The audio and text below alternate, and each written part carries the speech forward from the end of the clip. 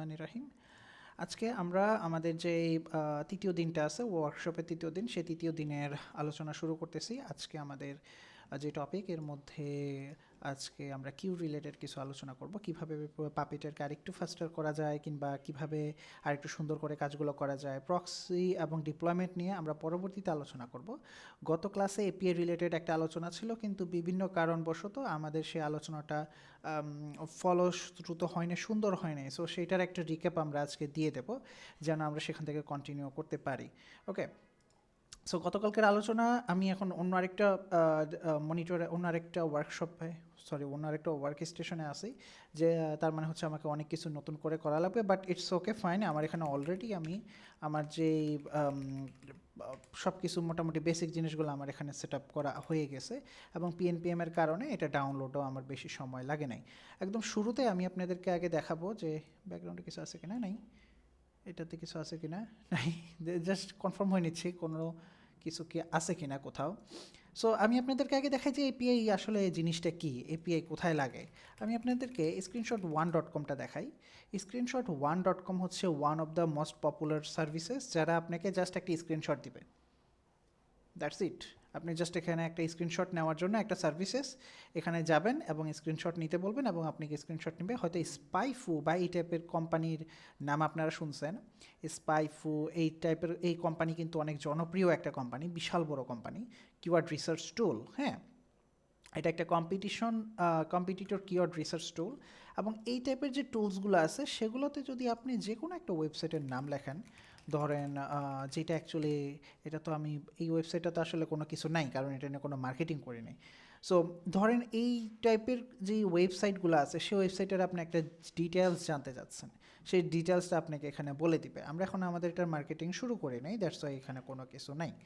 এখন ধরেন বিভিন্ন রকমের স্ক্রিনশটের ওয়েবসাইট, আমরা যদি যাই যে ওয়েবসাইট স্ক্রিনশট টুল, মনে হতে পারে ভাই স্ক্রিনশট টু এরকম, এটা একটা বেসিক একটা জিনিস, এই জিনিস বানায় কী লাভ। আপনি যখন কোনো একটা কোম্পানিতে যাবেন, যখন কোনো একটা কোম্পানির হয়ে কখনো কোনো প্রোডাক্ট তৈরি করতে যাবেন, তখন দেখতে পাবেন যে অনেক সময় ওই শুধু ওই কোম্পানির, স্পেসিফিকলি কোম্পানির ডেটা যেন বাহিরে না যায়, সেজন্য তারা ইন্টারনালি কিছু টুলস ডেভেলপ করে। ইন্টারনালি টুলসগুলোর মধ্যে একটা কমন টুলস হলো স্ক্রিনশট এবং ডেটা কালেকশন করার যে টুলসগুলো, সেই টুলস। হ্যাঁ, এটা অনেক কোম্পানি পরবর্তীতে যারা যদি নিজেদের ডেভেলপাররা আসলে সময়টা না দিতে পারে, তখন তারা কি করে, তখন তারা অন্য কারো মাধ্যমে এই কাজটা করে নেয়। অন্য বাহিরের অন্য কোনো ডেভেলপারকে দিয়ে তারা এই কাজটা করায় নেয়, বা অন্য কোনো কোম্পানি থেকে, এরকম বিভিন্ন কোম্পানি বা প্রোডাক্ট থেকে তারা সার্ভিসটা নিয়ে নেয়। ওকে, সো দেখতে পাচ্ছেন যে এটা একটা ছোট জিনিস, এখানে বিভিন্ন রকমের প্যারামিটার্স আছে, প্যারামিটার সেট করা যাচ্ছে, মিনিমাম এবং ম্যাক্সিমাম উইথ, মিনিমাম এবং ম্যাক্সিমাম হাইট চেঞ্জ করা যাচ্ছে, জুম কতটুকু করে করবে সেটা চেঞ্জ করতে পারতেছে, ফুল স্ক্রিন নাকি ফুল স্ক্রিন না সেটা চেঞ্জ করা যাচ্ছে, স্কেল কত পার্সেন্ট হবে সেগুলো চেঞ্জ করা যাচ্ছে, সেইটার উপরে বেস করে। এবং এখানে বিভিন্ন রকমের আপনার রেজুলেশন তারা ধরায় দিচ্ছে, এই রেজুলেশনের উপরে বেস করে আপনি একটা ওয়েবসাইট দেখতে কেমন লাগবে সেটা আপনাকে সে বলে দিবে। এই যে এখানে দেখতে পাবেন, একটু সময় লাগবে। এবং তারা কিন্তু পরবর্তীতে এই ডেটাটাকে আপনাকে এই যে এই স্ক্রিনশটের যে অ্যাড্রেসটা আছে সেই অ্যাড্রেসটা দিয়ে দিচ্ছে। এটা ব্যবহার করে আপনি এই স্ক্রিনশটটাকে পরে দেখতে পারবেন যে কোনো সময়, মানে একটা ক্যাশ হয়ে আছে। আমি এখন আবার যদি এটাকে রিফ্রেশ করি, এটা অলরেডি ডাউনলোডের অবস্থায় আছে।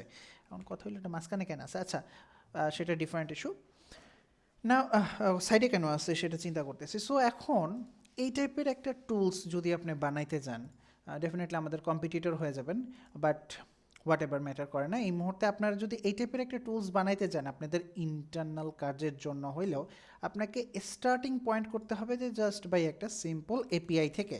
সো এপিআইয়ের জন্য আমি এখানে এক্সপ্রেস ব্যবহার করতেছি, আপনি যেইটা খুশি সেটা ব্যবহার করতে পারেন। এক্সপ্রেস জিএস ব্যবহার করে আমি এখানে আগে একটা সিম্পল এপিআই বানাইতেছি এবং এখানে আমি সেইটা রান করতেছি। আচ্ছা, এখানে এক্সপ্রেসটাকে আমি ডেফিনেটলি লেব আপ আছে কিনা জানি না, তো আমি ম্যানুয়ালি এটা করে ফেলি, সমস্যা নাই। Import express from express. Now আমি এখন যখন এটাকে রান করব, আমাদের 3000 পোর্টে যদি আমি এটাকে হিট করি, লোকাল হোস্ট 3000, আমাদের হ্যালো ওয়ার্ল্ডের এটা চলে আসছে। নাও আমাদের এখানের একটা স্ক্রিনশটের জন্য আমরা খুব সিম্পল একটা স্ক্র্যাপাল লিখব, মেবি আমরা জাস্ট স্ক্রিনশট ডট এমজেএস এটা দিয়ে তৈরি করব, এবং এখানে আমাদের কোডটা খুবই সিম্পল হবে।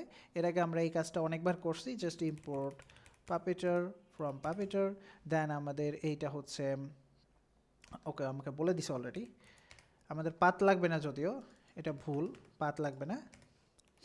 সো এখানে যে ডেটাটা আছে আপনারা দেখতে পাচ্ছেন যে সে এখানে এই পাথটা এখানে ক্রিয়েট করছে, এবং আমি যখন এটাকে একটা বাফারের মধ্যে নেব, এই যে বাফার ডেটার মধ্যে নিলাম, আমি এটাকে চাইলে রিটার্ন করতে পারি বাফার ডেটা। এখন আমি এখানে buffer from buffer data binary, okay. So আমি এভাবে নিলাম, নেওয়ার পরে এই যে ডেটাটা স্ক্রিনশটটা আমি যখনই কালেক্ট করব, জিনিসটা যদি ঠিকমতো আমি দিই, তাহলে এটা যখনই আমি কালেক্ট করব, এই ফাংশনটা কল করব, তখন সে পাপেটার ব্যবহার করে একটা ব্রাউজার ক্রিয়েট করে এই ওয়েবসাইটে গিয়ে একটা স্ক্রিনশট নেবে এবং দেন এখান থেকে বের হয়ে যাবে। সো আমি জাস্ট দেখানোর স্বার্থে এখান থেকে একটা ইউআরএল নিচ্ছি, রিকোয়েস্ট কোয়েরি ইউআরএল, এটা আমি নিচ্ছি। এখানে আমি নেব const screenshot data is equal to take screenshot, এটা। সো এখান থেকে আমরা নিচ্ছি একটা অ্যাওয়েট দিয়ে নিলাম, অ্যাসিং ফাংশন তৈরি করে নিলাম, এবং স্ক্রিনশট ডেটাটাকে আমি সেন্ড করে দিচ্ছি। আমি গতকালকে এতটুকু পর্যন্ত করছিলাম, এবং এখানে আমরা আরেকটা জিনিস রাখছিলাম যে এটা ভ্যালিডেশনটা আপনাদের উপর ছেড়ে দিছিলাম। আপনি চাইলে এখানে বলতে পারেন যে যদি না হয় তাহলে সে যেন এটাকে একটা রিটার্ন করে যে না ঠিক আছে, তুমি আমাকে একটা ভ্যালিড ইউআরএল দাও। এবং আমি একটা স্ক্রিনশট নিতেছি, যে স্ক্রিনশটটা আছে এখানে ইম্পোর্ট করে নিই, স্ক্রিনশটটা নিচ্ছি, স্ক্রিনশট নিয়ে আমি রিটার্ন করতেছি। এখন লেটস ট্রাই দিস, আমরা এখানে রিফ্রেশ করি, ও আমাকে বলতেছে একটা ভ্যালিড ইউআরএল দেওয়ার জন্য। আমরা URL is equal two https example.com দিই, এবং ও আমাকে https example.com এই দেখতে পাচ্ছেন যে সে আমাকে কিন্তু ডাউনলোড করতে দিচ্ছে, খেয়াল করছেন কিনা? সো গতকালকে আমরা সেম ইস্যুতে পড়ছিলাম যে আমাকে বারবার ডাউনলোড করতে বলতেছিল, এবং এখানে এখানে আমাদের যে একটা হেডার, সেই হেডারটা আমাকে সেট করে দিতে হইতেছিল। হেডারটাকে সেট করে দিয়ে আমি ইমেজ বলে দিলাম যে সে যেন অ্যাকচুয়ালি এটাকে ডাউনলোড না করে, সে যেন এখানে আমাকে ইমেজটা শো করে। সো কই গেল এটা না তো, আমি কি এইটাতেই ছিলাম? ওকে, এটাতেই ছিলাম। URL equal to https example.com। আচ্ছা, এখনও আবার ডাউনলোড আসতেছে, আনফর্চুনেটলি গতকালকের ইস্যুটা আবার চলে আসলো। এটা খুবই স্বাভাবিক একটা ইস্যু, আমাদের কলের আগে ওইটা খুব সুন্দরভাবে কাজ করছে। আচ্ছা, এটা আমি আরেকবার ট্রাই করে দেখি। হেডার সেট করতেছি, কন্টেন্ট টাইপ ইমেজ পিএনজি, আমি ঠিকভাবেই সেট করছি, কিন্তু আমাকে বারবারই একই কথা বলতেছি, হোয়াট ইজ গোয়িং অন। আমি আরেকটি ইনকগনিটো উইন্ডো থেকে ট্রাই করি, sorry. URL is equal to https example.net, ওকে। হ্যাঁ, আচ্ছা আচ্ছা ভাইয়া, আপনি মনে সেট হেডার দেননি, শুধু হ্যাঁ, হেডার দিছেন।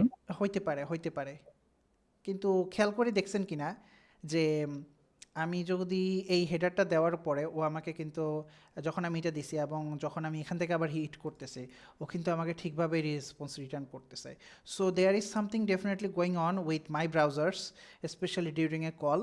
ওর আসলে কাজ করতে ওর ভালো লাগে না, এবং যখন আমি ওকে বলি যে না প্লিজ example.com দিয়ে আরেকবার ট্রাই করি, খেয়াল করে দেখছেন কিনা example.com যখন ট্রাই করতেছে আমরা ডাউনলোড করতে বলতেছে, আবার অন্য ডোমেইন যখন ট্রাই করছি তখন আর আমাকে কোনো ইস্যু বলতেছে না।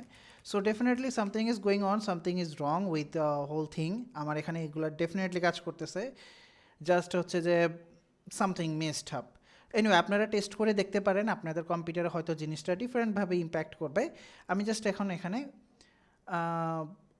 না, সার্ভার আমি রেস্টার্ট করছি। ইনফ্যাক্ট আমি এখানে এটাকে কেটে, একদম ভালোভাবে কেটে আপনাদের সামনে আমি কেটে নতুন করে এখানে আসলাম, ডাকডাগোতে হিট করতেছি। Look at this, duckduckgo.com is loading, example.com, look at this, okay. So there is something wrong with this whole thing. নোটমনের সাথে ভাই কাজের কোনো সম্পর্ক নাই, আমি জাস্ট এটা গতকালকের ইস্যুর পরে আমি ম্যানুয়ালি যে আমার আসলে কি কোথাও মিস্টেক হচ্ছে কিনা সেটা ভালোভাবে কনফার্ম করার জন্য আমি সার্ভারটাকে ম্যানুয়ালি ক্লোজ করে নিছি যে ভাই আর ব্যাকগ্রাউন্ডে কিছু চাই না, এবং ম্যানুয়ালি এটা টেস্ট করে নিছি যে আচ্ছা ঠিক আছে আমার এটা কাজ করতেছে, যেটা আপনারা চোখের সামনে দেখতে পাচ্ছেন। আমি ডাকডাকগোর স্ক্রিনশট খুব সুন্দর করে লোড করতে পারতেছি, example.com এটা পারতেছি না। বাট নাও এটা ডিফারেন্ট ইস্যু। এখন আমরা আসি আমাদের এখানে যে প্যারামিটার্স আছে সেখানে আমরা চাইলে বিভিন্ন রকমভাবে প্যারামিটার সেট করে দিতে পারি, যেটা এই স্ক্রিনশটের সাইজ কীরকম হবে, এটা আমি কি ফুল পেজ নিব কিনা বা অ্যাটসেট্রা অনেকগুলো ব্যাপার। সো আমরা এখানে বিভিন্ন রকমের অপশনস ওকে নিয়ে দিতে পারি, রিকোয়েস্ট কোয়েরি, এখানে আমরা দেব ফুল পেজ ট্রু। ওকে, সো ফুল পেজ যদি কোনোভাবে আমাদের কোয়েরিতে বলা হয় যে এটা ফুল পেজ, তাহলে আমি একটা ফুল পেজের স্ক্রিনশট নেব, যেটা হবে আমার এখানে ফুল পেজটা। সো ফুল পেজ যদি বলা থাকে তাহলে সে যখন স্ক্রিনশট নেবে তখন সে ফুল পেজ থেকে স্ক্রিনশট নেবে। আচ্ছা, এটা দুইবার লেখার কোনো প্রয়োজন নাই। সাধারণত ইউআরএলে এভাবে ক্যাপিটাল লেটারে সাধারণত লেখা হয় না, তারপর আমি জাস্ট দেখানোর স্বার্থে যে আচ্ছা ঠিক আছে আমি আমার রিকোয়েস্টের উপর আমার এটার কাজের উপরে ডিপেন্ড করে আমি একটু ডিফারেন্ট স্ক্রিনশট নিতে পারতেছি। So full page equal to true and URL. So দেখতে পাচ্ছেন আমি যখন ফুল পেজ বলছি, বলার পরে সে আপ টু ডাউন বিশাল বড় একটা স্ক্রিনশট নিছে, এখানে বিশাল বড় একটা স্ক্রিনশট নিছে, এবং আমি স্ক্রিনশটটা দেখতে পাচ্তেছি এখানে অনেকগুলো জিনিস সে লোড করছে, হয়তো ইমেজ সে লোড করে সারে নাই, এখানের ইমেজগুলো লোড হয় নাই, পেজ লোড হয়েছে কিন্তু ইমেজ লোড হয় নাই। এটার জন্য আমি যেটা করতে পারি, আমি ভেঙে ভেঙে পেজটাকে স্ক্রোল করতে পারি। যখনই আমি ফুল পেজ স্ক্রিনশট কালেক্ট করতে বলবো তখন সে অ্যাকচুয়ালি স্ক্রোল করে নিবে, ভেঙে ভেঙে একটু বড় করে এটাকে স্ক্রোল করে নেবে, যেন যত রকমের ট্রানজিশন আছে যা আছে সেগুলো যেন শেষ হয়, এবং দেন আমার স্ক্রিনশটটা আসে। ওকে, সো এটা আমরা মাথায় রাখলাম, এটাকে আমরা ডেফিনেটলি ইমপ্রুভ করতে পারবো। পাশে হয়তো আমরা সাইজটাকে চেঞ্জ করতে পারবো। এখানে একটা ইম্পর্টেন্ট পয়েন্ট হলো, ধরেন DuckDuckGo.com-এ আমরা যদি কোনো কিছু সার্চ করি, সো DuckDuckGo.com-এ যদি আমরা কোনো কিছু সার্চ করার পরে খেয়াল করবেন ইউআরএলটা হয়ে গেছে এরকম। এই যে এখানে আমি ধরেন এখানে পাপেটার লিখে সার্চ করলাম। সো আমি এই ইউআরএলটা এইটা থাকার পরে আমি যদি ইউআরএলের এখানে সেটা পেস্ট করি, এই যে কোয়েরির প্যারামিটারের যে এখানে এই অংশটুকু আছে, দেয়ার্স এ হাই চান্স যে এই প্যারামিটারটা অ্যাকচুয়ালি এই আমার লোকাল হোস্ট 3000 এটাকে নিয়ে নিতে পারে। There's a high chance. For example এই যে t=h_ia=web, এই পার্টটা ডেফিনেটলি আমার লোকাল হোস্ট 3000 নিয়ে নিবে, কারণ সে কিন্তু জানে না যে কোনটা ইউআরএলের অংশ আর কোনটা আমার এটার অংশ না। সো সেই সব ক্ষেত্রে সাধারণত যেটা করা হয় যে বিভিন্ন রকম সার্ভিস যেটা করে সেটা হচ্ছে কি যে এটাকে সে ইউআরএল এনকোড করে নেয়। সো এনকোড ইউআরএল, আমি একটু এনকোড করে নিই। এই যে এনকোডের অপশনটা আছে, এনকোড করে নিছি, এইভাবে এনকোড করে নেয়। বেশিরভাগ সার্ভিস সেম কাজটাই করে যে এটাকে এনকোড করে নেয়, এবং এনকোড করার পরে দেন সে ওকে আমাকে আটকায় দিছে বটের কারণে, but what ever, that's a different story. But hopefully আপনারা বুঝতে পারছেন যে অ্যাকচুয়ালি আমরা যখন একটা এপিআই বানাবো, এপিআই বানানোর সময় কোন বিষয়টা আমাদের খেয়াল রাখতে হবে। নাও আমরা DuckDuckGo রহস্য থেকে বের হয়ে যাই, আমরা example.net এ ফেরত যাই। ডেফিনেটলি আমাকে এখানে HTTPS লিখতে হবে বা HTTP লিখতে হবে, নাহলে আরেক বিপদ। সো এটা দিলাম, আমরা আবার example.net এ ফেরত গেলাম। ডেফিনেটলি example.com এর কোনো একটা হেডার্স বা কোনো একটা কিছুর কারণে আমার এখানে সমস্যা হয়েছে। সো আমরা example.net ইউজ করতে পারি। নাও আমি যখন এটাকে রিফ্রেশ করতেছি, আপনারা খেয়াল করে দেখবেন যে সে এই পুরো রিকোয়েস্টটা রান করার জন্য মোটামুটি একটা সময় নিচ্ছে। খেয়াল করে দেখবেন আমার এখানে এই টোটাল রিকোয়েস্টটা রান করার জন্য সে 1.30 সেকেন্ড সময় নিচ্ছে। আমার এই মুহূর্তে যে ব্রাউজারে আছি, যেই কম্পিউটারে আছি, সেই কম্পিউটারে। এটা কম্পিউটার ভেদে ডিফারেন্ট হইতে পারে, কখনো এটা 1.8 হইতে পারে, গতকালকে এটা যেমন 1.7 পাইতেছিলাম। সো লিনাক্সে ডেফিনেটলি এটা সুপার ফাস্ট, এক্স্যাক্টলি এই মুহূর্তে এটা খুবই ফাস্ট বিহেভ করতেছে। 1.1 করে আমরা পাচ্ছি, খেয়াল করে দেখবেন এই যে এখানে আমরা 1.1, 1.37, 1.5, মাঝে মাঝে একটু বাড়তি কমতি হইতেছে, বাট মোটামুটি লিনাক্সে ফাস্টার। উইয়ার্ড না, কারণ ইউআই রিলেটেড সব কিছু লিনাক্স একটু কেমন জানি একটু স্লো, কেমন জানি, কিন্তু এখানে উল্টা আরও ফাস্ট কাজ করতেছে, খুবই উইয়ার্ড। এনিওয়ে আমরা আমাদের কোডে ফেরত যাই এবং আমরা স্ক্রিনশট নেওয়ার যেই সার্ভিস যেই যে ফাংশনটা আছে সেই ফাংশনে আমরা একটা ডিফারেন্ট কাজ করি, সেটা হচ্ছে যে আমরা যে ব্রাউজারটা আছে সেই ব্রাউজারটা বাইরে তৈরি করব এবং তৈরি করার পরে আমরা এই ব্রাউজারটাকে আর ক্লোজ করব না, ঠিক আছে, ব্রাউজারটাকে রেখে দিব। যখন আমরা স্ক্রিনশট নিতে যাব, নেওয়ার সময় আমরা ওকে বলবো যে আচ্ছা তুমি এক কাজ করো, তুমি একটা পেজ তৈরি করো এবং পেজ তৈরি করে স্ক্রিনশট নিয়ে দেন তুমি এখান থেকে বের হয়ে যাও। ওকে, আমরা এই জিনিসটা এখন দেখব। সো আমরা ব্রাউজার আগে তৈরি করছি, দেন আমরা ডেটা নিয়ে এখান থেকে বের হয়ে গেছি। হোপফুলি আমাদের এখানে ফার্স্ট রেজাল্ট এই যে 1.334 আসিল, উপরে ডেফিনেটলি প্রিজার্ভ ব্লক দিয়ে নিছি যেন রিফ্রেশ করলে আমার এখানে এটা দেখায় খুব সুন্দর করে। সো রিফ্রেশ, ফার্স্টে 1.13, boom boom boom, look at this. So 74, 96, then 79, 84, 95 millisecond হয়ে আসতেছে, মানে সুপার ফাস্ট একটা রেসপন্স আমাকে দিচ্ছে। এবং আমি যতবারই রিফ্রেশ করতেছি দেখেন অ্যাকচুয়ালি সে এখান থেকে কিন্তু এখানে আর এই ডেটাটা আসতেছে না, অ্যাকচুয়ালি সে আমাকে ডেটাটা রিড করে দেখাচ্ছে। সো আমি অ্যাকচুয়ালি নতুন ডেটা পাচ্ছি এখানে। সো এক্সাম্পল ডট নেট এরকম করতেছে, what about example dot org, দেখেন এক্সাম্পল ডট অর্গ তার লোড হইতে 875 মিলিসেকেন্ড সময় লাগছে। বাট হোয়াট অ্যাবাউট আমি এটাকে যদি আরেকবার রিফ্রেশ করি তখন কি হয়? তো এটা কেন হচ্ছে, যখন আপনি কোনো একটা পেজ ভিজিট করেন, আমরা এটা রহস্যটা এখন বুঝি, যখন আপনি কোনো একটা পেজ ভিজিট করেন তখন সে অনেকগুলো কাজ করে, আপনি টাইমিংয়ে আসলে বুঝতে পারবেন।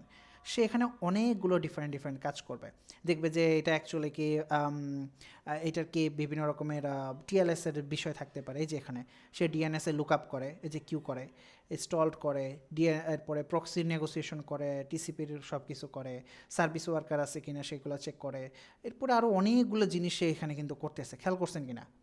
দ্যাটস ওয়াই যখন আপনি এটাকে ফার্স্ট টাইম লোড করতেছেন তখন এটার সময় লাগছে, কিন্তু পরের বার লোড করতেছেন তার কিন্তু আর এই জিনিসগুলো হ্যান্ডেল করা লাগতেছে না, তার কাছে অলরেডি এই ডেটাটা আছে, ওই ব্রাউজারের ওই ইনস্ট্যান্সের মেমোরিতে অলরেডি আছে। তো তার এটার কোনো সময় লাগতেছে না।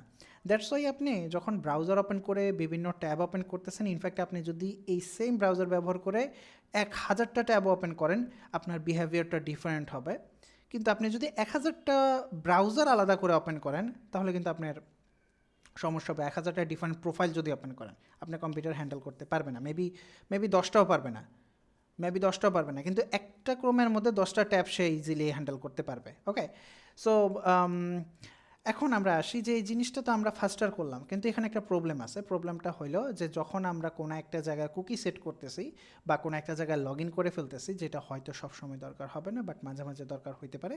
সো যখন আমাদের এরকম কোনো একটা সিচুয়েশন তৈরি হয়ে যাচ্ছে, আমি একটু http://bin.org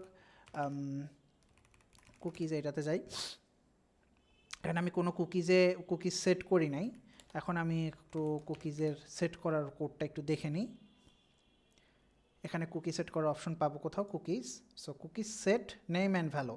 সো আমি http://bin.org কুকিজ নেম তাহের। ও আমি কি কোথাও ভুল করছি, একটু ওয়েট। http://bin.org, এখানে মেবি পোস্ট রিকোয়েস্ট করতে হবে, সরি।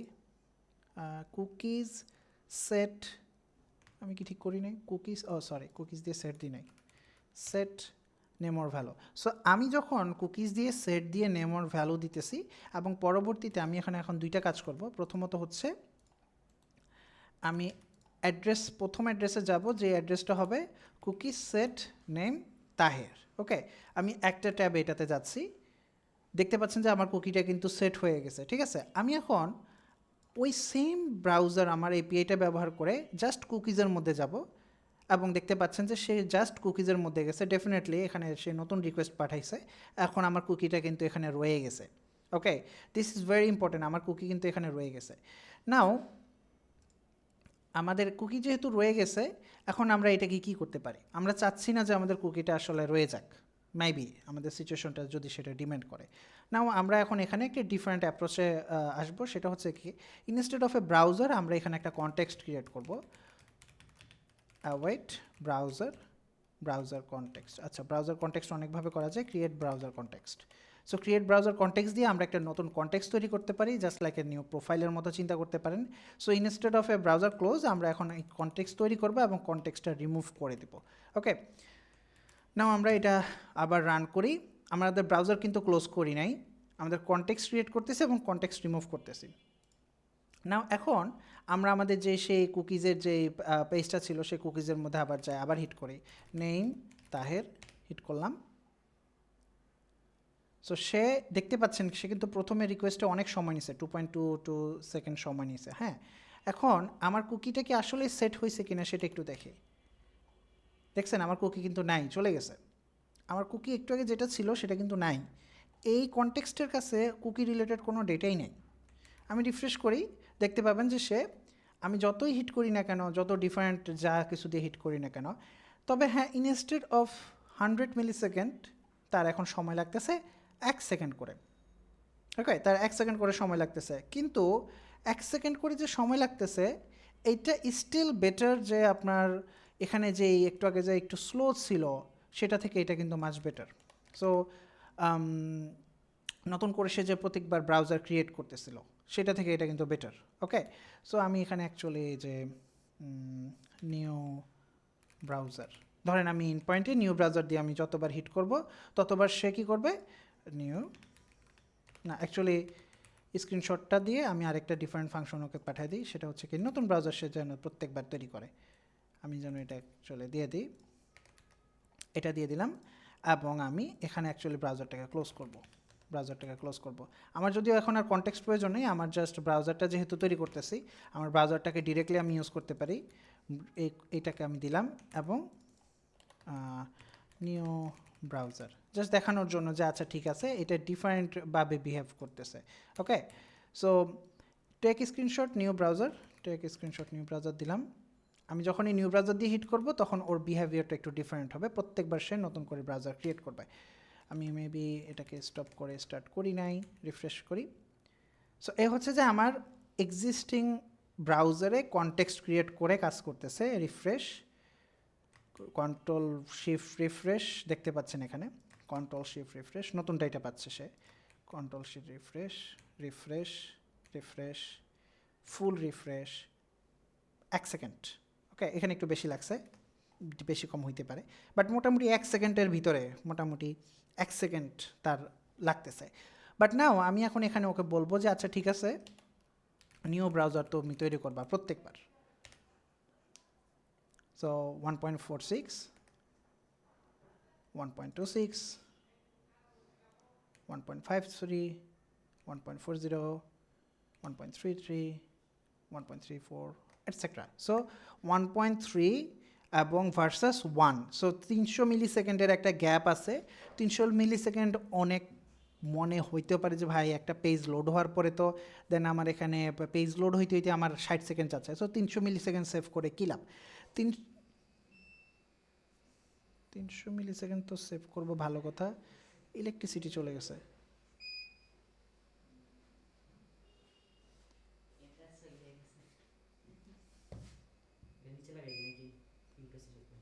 দাও লাগাই দাও।